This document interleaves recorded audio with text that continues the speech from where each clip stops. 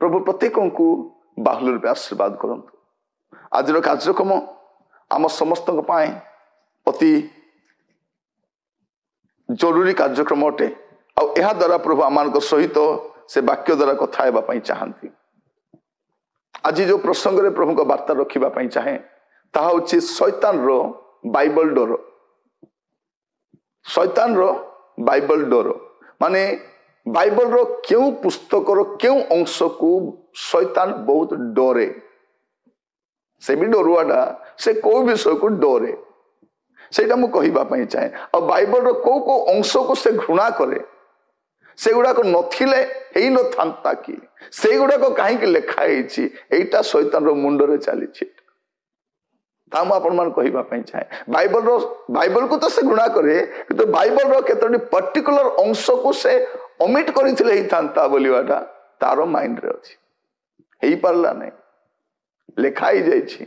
आमे जतले सेई अंश गुडी को उद्धृत करू आमे कहू सेई समय शैतान रो मुंड बथाई जाए। अरे अरे अरे अरे एगुडा को पुणिया माने जानिले एटा से डरे से अंश गुडी को मु तीनोटी पुस्तक रु तीनोटी पद आपण मान सहित रखिबा पई चाहे जद्रा आपण जानिबा दरकार जे शैतान से पद गुडी को डोरी थाए।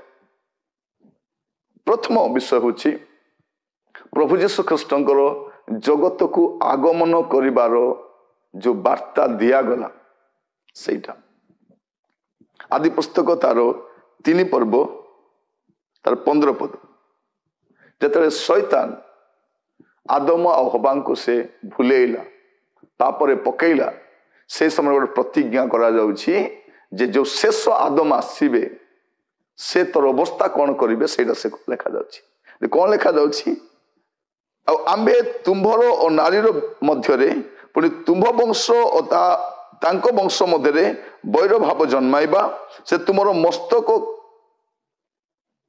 मस्तक को आघात करिवे तुम्हें ताहांको गोइठी की आघात करिवो। जे आसीबे से कौन करिवे से तुमर मस्तक को आघात करिवे तुम मस्तक को चूर्ण करिवे।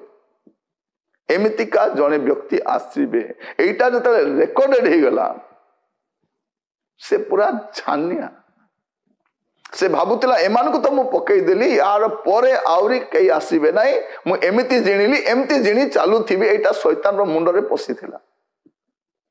से जो फॉर्मूलाटा अप्लाई करी कि आदम हवा को पकईथिला सेम फॉर्मूला यीशु को ठारे मते अप्लाई करूछि। भाबिला यांको पकई नाही संभव नुहे जहाटारे परमेश्वर को वाक्य अछि ताको से पकई पारिबने। प्रभु यीशु ख्रीष्ट आसिले तार मस्तक को चूर्ण कले तार नाहुड़ को से भांगी देले से अंश को से घृणा करे से पसंद करे ने अंशटा को।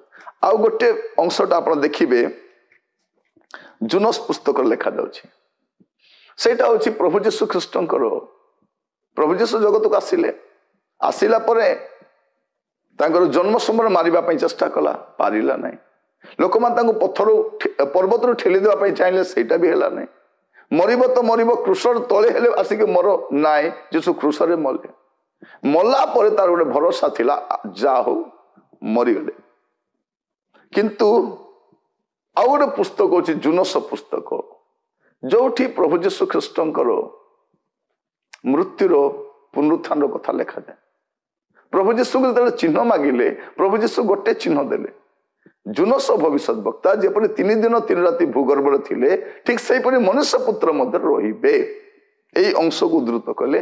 ता माने ए जुनस पुस्तक तार 2 पर्व रे जा लेखा जाइछि तार 6 पद मु पर्वतगणर मूल पर्यंत तल को गली मो पश्चात पृथ्वी आपणार अर्गल सकल चिरकाल निमंते रुद्ध कला तथापि हे सदा प्रभु मो परमेश्वर तुम्हें गर्तरु मो प्राण को बाहर करी आनिलो।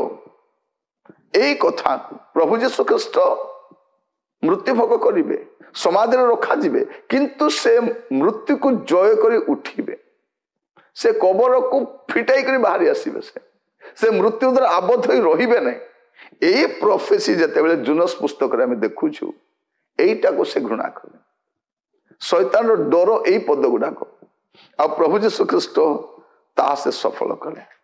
आउ गोटे अंश जदि आप देखिए ताकू कोटा डर लगे जहाँ दानिएल पुस्तक लिखा जाछि जे प्रभु यीशु ख्रीष्ट पुणी थोड़े आसुचंती राजत्व करने। शैतान भाबुथिला कौन जे चिरकाल से ही राजत्व करिबो और ए जगत रे तार राजत्व चलिबो, किंतु आमे देखुछु जे तार राजत्व सदाकाल चलिबो नहीं।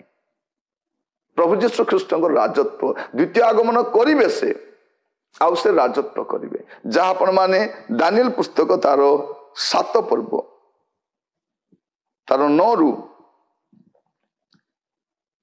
12 पद पर्यंत जदि आम पढ़ा से देखिपर कौन लिखा जाछि मु देखु देखु केते गोटी सिंहासन स्थापित है पुणी अनेक कालर वृद्ध उपस्थित हेले ताहांकर वस्त्र हिमतुल्य शुभ्र वर्ण और ताहांकर मस्तकर केश विशुद्ध मेषलोम तुल्य थिला।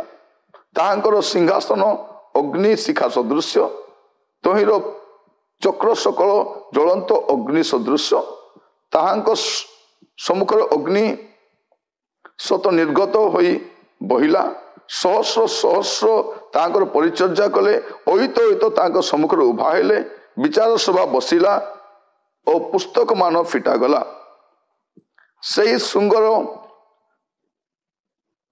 कथित दर्प वाक्यर अवसकाशु से समय मु अनाइली आ देख शेष से पशु हत है और तार शरीर विनष्ट है और से अग्नि दग्ध होगापाई समर्पित है। पुणी अन्य पशु मान ठारू सेमानकर कर्तृत्व निगला तथापि एक काल एक समय पर्यंत सेमानकर आयु दीर्घ करागला जहाँ आमे देखुचु प्रकाशित वाक्य सफल होगा। 13 पद देखंतु मु रात्रि काल दर्शन देखिली आ देख मनुष्य पुत्र न्याय एक पुरुष आकाशर मेघरे आसिले और से अनेक कालर से वृद्धों निकट उपस्थित हुवन्ते सेमाने ताहांको छामुकु ताहांको आनिले। एठी आमे यीशु ख्रीष्टंकर द्वितीय आगमन कथा भी देखुछु आ शैतान सर्वनाश हेबार कथा भी देखुछु। तो ये तीनोटी अंश शैतान डरे घृणा करे तेणु ये पुस्तक गुड़िक को शैतान हृदय सहित से घृणा करुथिबो। यीशु ख्रीष्टंकर जगत को आगमन यीशु ख्रीष्टंकर पुनरुत्थान आ यीशु ख्रीष्टंकर पुनरागमन शैतान डरिबा कथा कारण यह काल्पनिक कथा नुह। आमे देखिछु 2टी घटना घटी सारी आ गोटे बाकी अच्छी जहाँ दानिएल पुस्तक रे ताहा भी सफल होगा पाई जाउछि। प्रभु नाम गौरव हो आम गोटे वास्तव ईश्वर को सेवा करूँ आ गोटे वास्तव पुस्तक को विश्वास करूँ। वास्तविकता अच्छी काल्पनिकता नहीं। प्रभु नाम गौरव हो। प्रभु आपण मान आशीर्वाद करंतु। प्रार्थना करिबा। अनुग्रहकारी पिता परमेश्वर आम आपन को धन्यवाद दउछु। सत्य परमेश्वर जे आपण अटंती आपण को जानिबा पाई एवं सत्य धर्म ग्रंथ जे बाइबल अटे ता हम हस्तरे देथिबार धन्यवाद दउछि। प्रभु आपण नाम गौरव हो। ए भाववाणी पुस्तक अनेक विषय सफल होइछि प्रभु एवं आगामी समय ख्रीष्टंकर पुनरागमन मध्य सफल होबो यह हमें विश्वास करूं। धन्यवाद दउछि आज शिक्षा पाए। प्रभु आमान को अनुग्रह करो प्रभु स्थिर रही से अनंत राज्य प्रवेश करने पाए आमान को अनुग्रह करो। शैतान बंधन आमान को मुक्त करिथिबारु आपन को धन्यवाद दउछि। स्वाधीनता देथिबारु धन्यवाद दउछि। प्रभु आमे जेपरि स्थिर रहिबु एवं प्रभु आपणकर अनुगामी ही बंची पारिबु ए प्रकार अनुग्रह प्रदान करो। प्रार्थना शुणिथिबारु धन्यवाद यीशु को प्रिय नाम रे मागिली आमीन। प्रभु आपण मान को प्रत्येक को बाहुल्य आशीर्वाद करंतु। नमस्कार।